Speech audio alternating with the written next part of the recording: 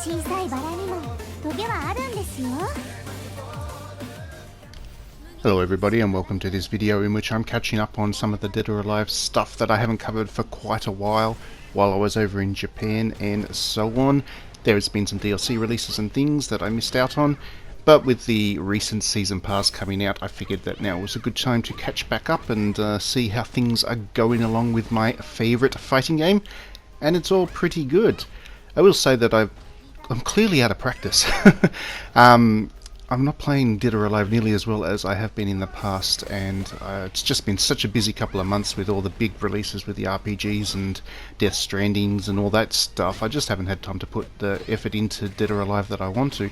So yeah, the footage is me regressing back a bit on how good I was at this a little while ago. I thought I was getting there, but obviously this is a skill that you can lose quite easily.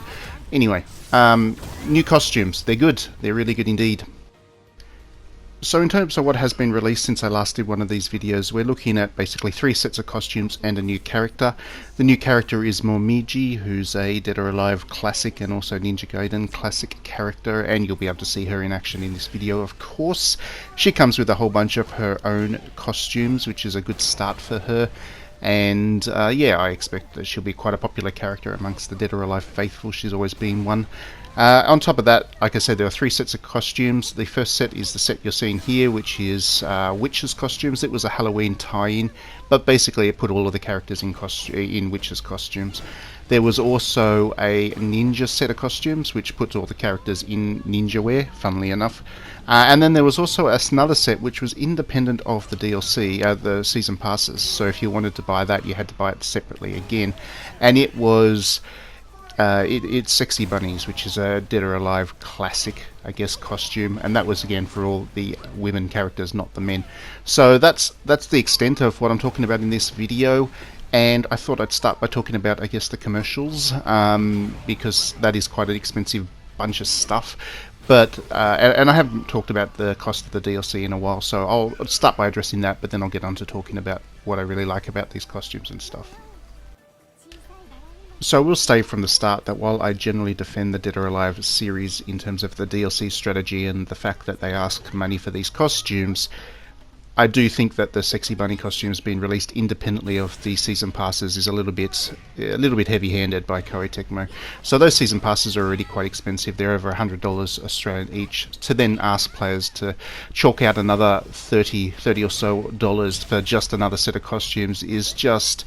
it's taking the piss a little bit, I must admit. So while I fully support Koei in terms of making these costumes DLC paid for content, because I do feel like they ensure that the game gets continuous development. And if you look at Dead or Alive 5, it was such a long-lasting game in part because Koei had this kind of ongoing revenue come in. There's no other way that this game is monetized other than by getting people to buy more DLC and more costumes. So I don't begrudge them that, but I do think that if you're going to go with the season pass model, which is fine by me, if you're going to encourage people to buy those season passes, then all the DLC needs to be included in them in some way or another.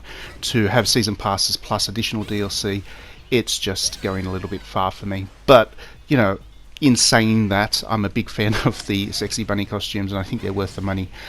So, you know, this is me registering disappointment with the monetization, but not necessarily the quality of what is being produced.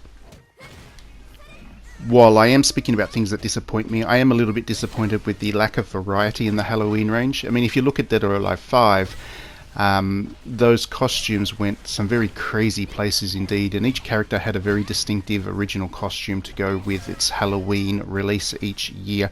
This is the first Halloween we've had since Dead or Alive 6 was released, and I was really looking forward to seeing what kind of wild creative ideas Koei Tecmo could come up with for the characters.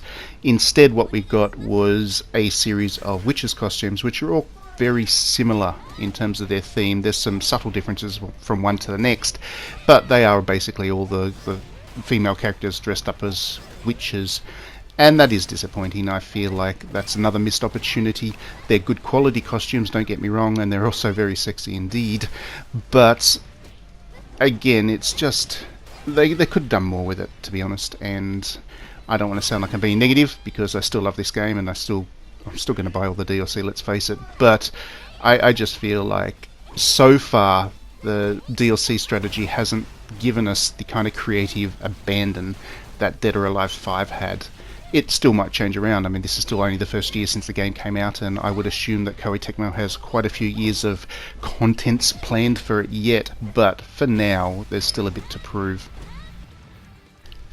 Now, in saying that, the good, to start with, I think that the costumes that have been added have actually added a great deal of variety to what is already there for each character. So we are now at the point where you can play this game for quite a while with the one character and just cycle through the costumes and have a really good time with it. So when Dead or Alive 6 was released, there was a limited number of costumes and it felt like it was a bit of a limited game in that way.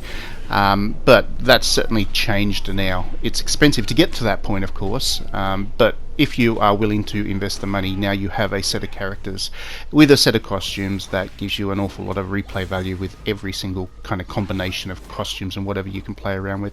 And it is great fun to play with them. I really enjoyed doing the after I finish a fight, you know, getting the recording and looking to see what kind of photos I can get out of it from the stupid combinations of character costumes and backgrounds that I come up with. That's something that was a big part of Dead or Alive 5 for me. A huge part of the Dead or Alive 5 experience was just recording basically every match that I played, and then going back and kind of playing with the photo mode.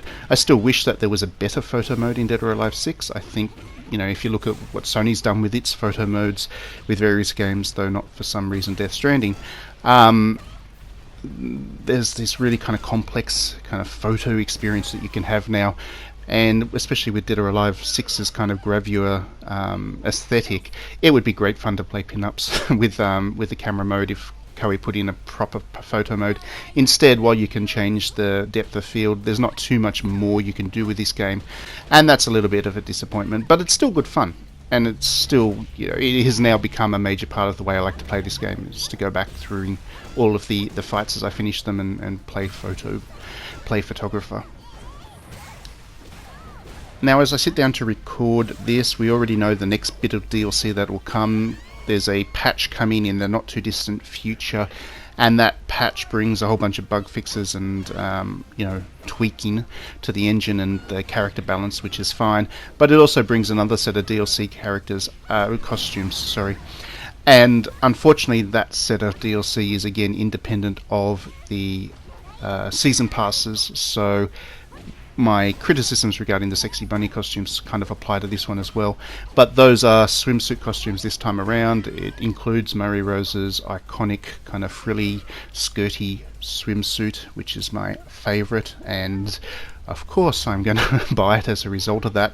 But yes, so we know that's coming, and then obviously we've got the rest of the season pass to enjoy.